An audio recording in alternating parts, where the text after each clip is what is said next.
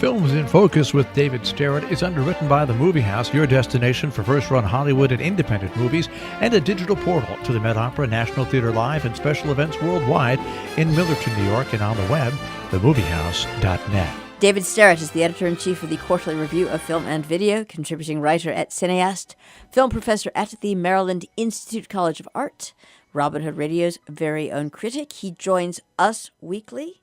The films are Charm City, Blaze, and A Star is Born. Did you like it? Hi, David. How are you? Well, you're going to find that out shortly because I want to start by talking about Charm City, if you don't mind. Charm City, this may come as a big surprise to a lot of people, but Charm City is a nickname, I guess a self-imposed nickname or self-designated nickname for Baltimore, the city where I have lived now for some years.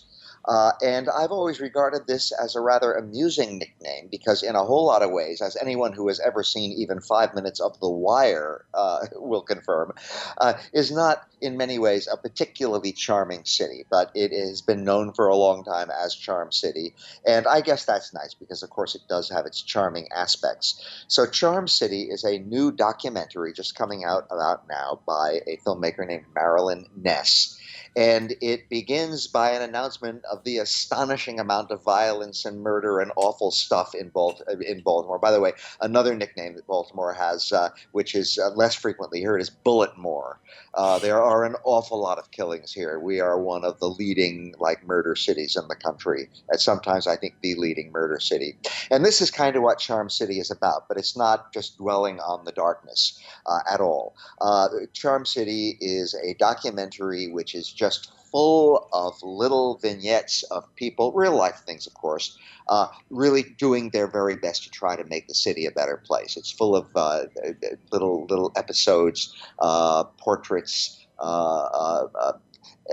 about people's efforts to turn neighborhoods around, to organize communities, to just improve things sort of on a street-by-street, even block-by-block level, to make little areas of the city more livable, cleaner, less violent, more neighborly with each other. And then there are also some touches bases sometimes with efforts to do things on the whole city government level. I have to say I did not find the documentary Charm City to be particularly persuasive.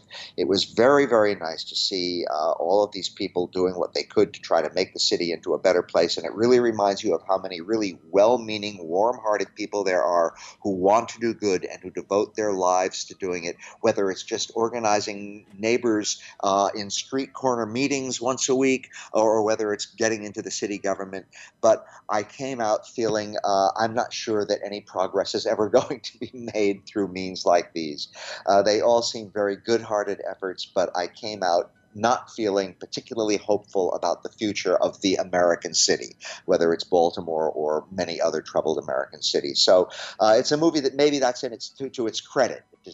At least in me, it did not raise any particular false hopes that are likely to be disappointed. I came out at the end saying, well, my gosh, these problems may in fact really be intractable, and maybe all you can do is make things a little bit violent every once in a while from time to time.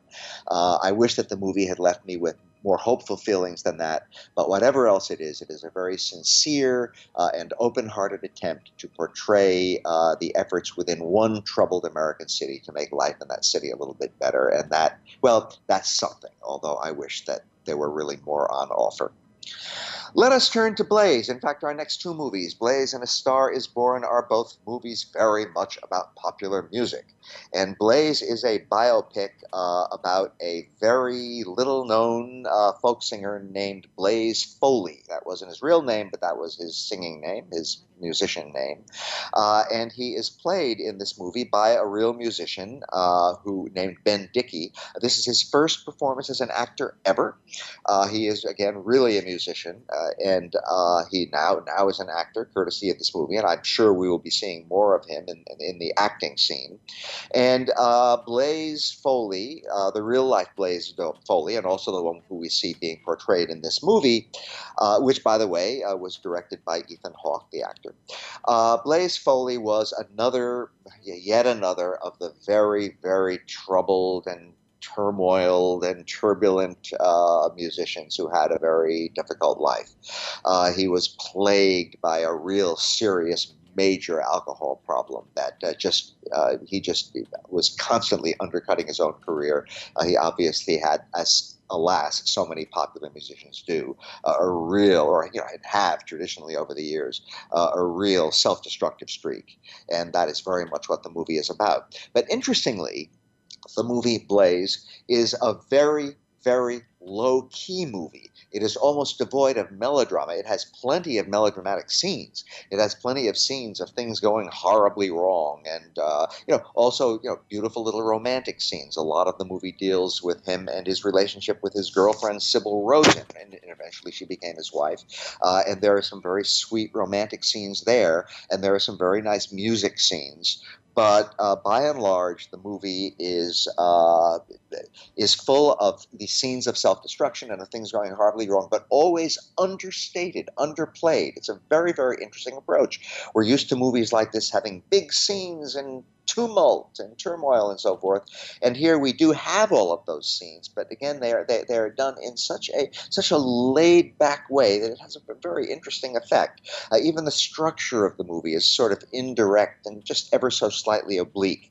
The thing is framed by a radio interview with a couple of other musicians, one of whom is Townes Van Sant, a better known musician than Blaze Foley was, and who had a very, very close relationship with Blaze Foley. And so we have Townes Van Sant and another member of the music scene engaged in a radio interview. And every once in a while over the course of the film, we cut back to this, and it helps to structure the movie and fill in some of the blanks in the actual narrative that we see scene by scene. And it also gives the movie this slightly cool, slightly distanced effect that we keep cutting back to this sort of verbalization about Foley's life, every once in a while interspersed with all these scenes of reenacting scenes from Foley's life. Another major character is, again, his girlfriend and wife, Sybil Rosen, and the movie is based, in fact, on a memoir by her, which is interestingly entitled Living in the Woods in a Tree, Remembering Blaze Foley. And during a certain part of his career, he lived way out in the country with absolutely none of the modern conveniences of life, and with her, and then he got back into sort of the mainstream of life and pop music life. And he developed a real career and cut records and all of that. But again, he never became major, which is why his name is not going to be familiar to many people before they see this movie. But it was an interesting life, and the movie makes it interesting for us to watch.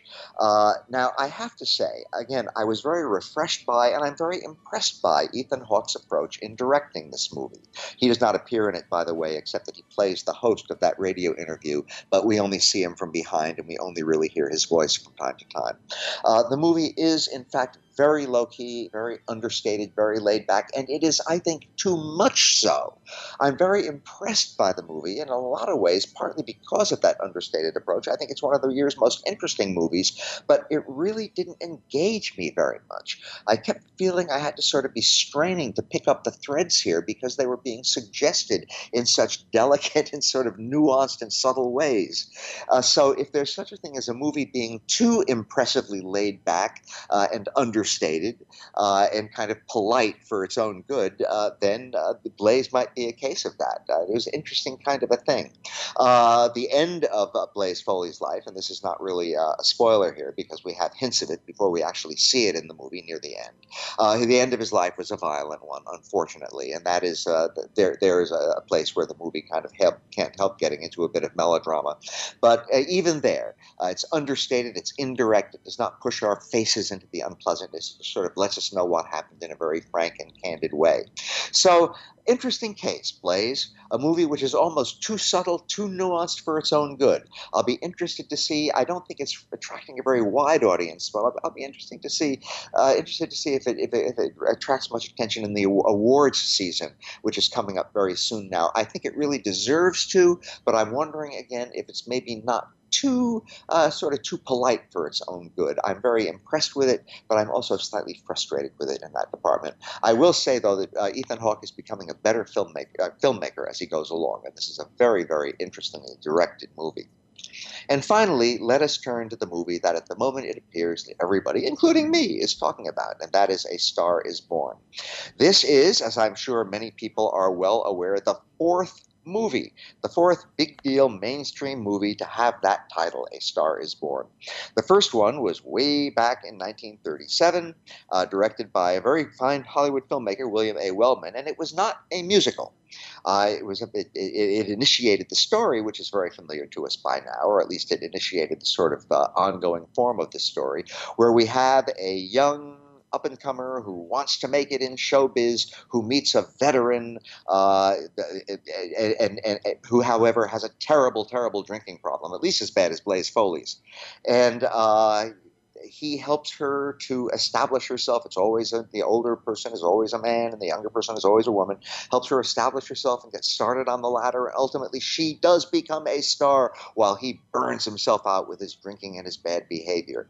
That movie was remade. The 1937 was remade in 1954 by the great filmmaker George Cukor with the great James Mason and the legendary Judy Holliday.